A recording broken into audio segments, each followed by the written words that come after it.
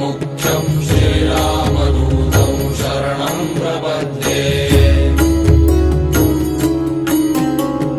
मनोजवं मारुततुल्यवेगं जितेन्द्रियं बुद्धिमतां वरिष्ठं वातात्मजं वानरयूथमुख्यं श्रीरामदूतं शरणं